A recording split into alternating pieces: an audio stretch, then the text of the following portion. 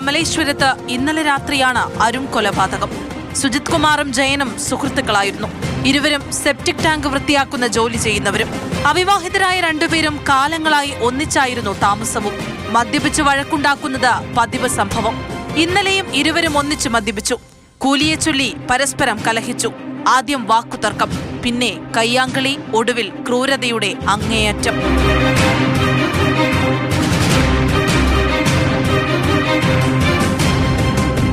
49-കാരൻ സുജിത് കുമാറിന്റെ തലയിൽ ജയൻ വെട്ടുകത്തികൊണ്ട് ആഞ്ഞുവെട്ടി.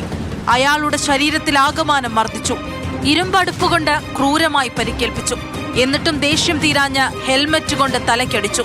സ്വന്തം സുഹൃത്ത് തന്നെ അതിക്രൂരമായി കൊലപാതകം നടത്തി.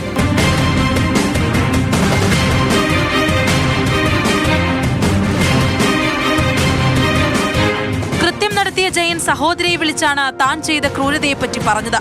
പൂന്തറ പോലീസിൽ വിവരമറിയിച്ചത് സഹോദരി തന്നെ. പോലീസ് എത്തുമ്പോൾ കണ്ട കാഴ്ച, രക്തമെല്ലാം കഴുകി വൃത്തിയാക്കി മൃതദേഹത്തിൽ വസ്ത്രം ധരിപ്പിച്ചു കിടത്തിയിരിക്കുന്നു. മൃതദേഹത്തിനരികെ നിർവികാരനായിരിക്കുകയായിരുന്നു ജയൻ. പ്രതിയെ പോലീസ് അറസ്റ്റ് ചെയ്തു. ഇവര് ഇന്നലെ വൈകുന്നേരം ഇവിടെ ഒരു വീടിന്റെ ഭാഗത്ത് വാക്കുതർക്കങ്ങൾ നടന്നതായിട്ട് അയൽവാസികൾ കണ്ടിട്ടുണ്ട്. അതിനുശേഷം ഇവർ ഒരുമിച്ച് തന്നെ വെളിയിലോട്ടും പോയതായിട്ടും പറയുന്നു. അതിനുശേഷം എപ്പോഴോ വന്നതിന് ശേഷമാണ് ഈ രീതിയിൽ മരണത്തിന് കാരണമായിട്ടുള്ള ആക്രമണം നടന്നത്. കൊലപാതക വിവരം കേട്ട ഞെട്ടലിലാണ് നാട്ടുകാർ. അക്രമി ജയൻ മുൻപും കുറ്റകൃത്യത്തിലേർപ്പെട്ടയാളാണ്. 10 വർഷം മുൻപ് സ്വന്തം അമ്മയെ ഹോളോ ബ്രിക്സ് കൊണ്ട് തലയ്ക്കടിച്ച് പരിക്കേൽപ്പിച്ചിരുന്നു. 3 വർഷം അബോധാവസ്ഥയിൽ കിടന്ന ശേഷം അവർ മരണപ്പെട്ടു. ഈ കേസിൽ ജയിലിലായിരുന്ന ജയൻ പുറത്തിറങ്ങിയപ്പോൾ മുതൽ മദ്യപാനം സ്ഥിരമാക്കി. മദ്യപാനത്തിനിടെ മറ്റൊരു സുഹൃത്തിനെ ആക്രമിച്ചിട്ട് അധിക നാളായിട്ടില്ല. മദ്യപ സംഘങ്ങൾ ഇവിടെ തമ്പടിച്ചിരുന്നെന്നാണ് നാട്ടുകാർ പറയുന്നത്.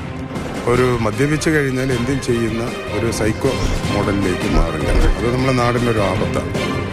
ഈ കേസിൽ ഇതേപോലെയാണ്. ഇപ്പോൾ ഇന്നലെ ഇവിടെ എടുത്തിട്ട് അടിച്ചു എന്ന് പറയുന്നു. തിരിച്ച് വീട്ടിനകത്ത് കൊണ്ടുപോയി അയാളെ വെട്ടുന്നു. വെട്ടിട്ട് അയാൾ ഇറങ്ങി ഓടിയപ്പോൾ വീണ്ടും വിളിച്ചുകൊണ്ട് വന്നാണ് ഈ കൊലപാതകത്തിലേക്ക് നയിച്ചതെന്നാണ് അറിയപ്പെടുന്നത്.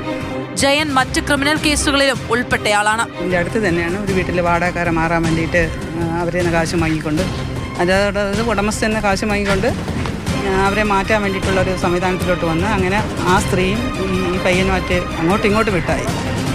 അങ്ങനെ ഒരു കേസ് ഈ പയ്യന്റെ പേരിലുണ്ട്. മദ്യപാനത്തെ തുടർന്നുള്ള ആക്രമണങ്ങളുടെ ഒടുവിലത്തെ ഉദാഹരണമാണ് കമലേശ്വരത്തേത്. മാതൃഭൂമി ന്യൂസ്, തിരുവനന്തപുരം.